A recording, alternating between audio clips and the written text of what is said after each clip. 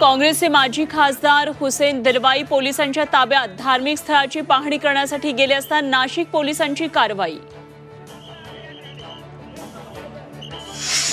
मुंबईतील लँड स्कॅमचे बादशहा उद्धव ठाकरे भाजपच्या कार्यशाळेत आशिष शेलारांची ठाकरेंवर टीका।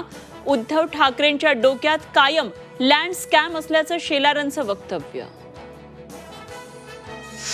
राज उद्धव ठाकरेंना एकत्र येण्याची दोन्ही समर्थकांची साध। मातोश्री आणि शिवसेना भवनाबाहेर बॅनर। अभिनंदन ठाकरे बंधूंनो, लवकर एकत्र या, बॅनरवर आशय।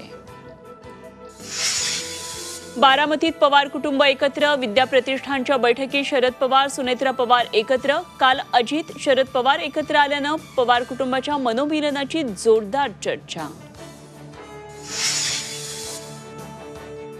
दीनानाथ मंगेशकर रुग्णालयातल्या डॉक्टर घैसास यांच्यावर ठपका। पोलिसांना पाठवलेला अहवाल ससून बदलला। पहिल्या अहवालात डॉक्टर घैसास यांना दिली होती क्लीन चिट।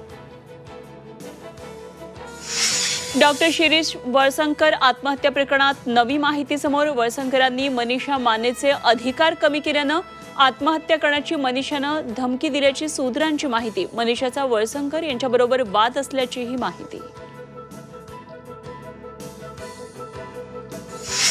धावत्या टेम्पोमधील लोखंडी सळ्या कारमध्ये शिरल्या। कोल्हापूरच्या कण्हेरी फाटा मार्गावरची घटना। अपघातात कारमधला चालक किरकोळ जखमी। अपघाताची घटना सीसीटीव्हीमध्ये चित्रित। नाशिकच्या त्र्यंबकेश्वरमध्ये साधूची हत्या। नशेखोराच्या मारहाणीमध्ये साधूचा मृत्यू। त्र्यंबकेश्वर आखाड्याच्या महंतांचा आरोप। त्र्यंबकेश्वर पोलिसांमध्ये आकस्मिक मृत्यूची नोंद।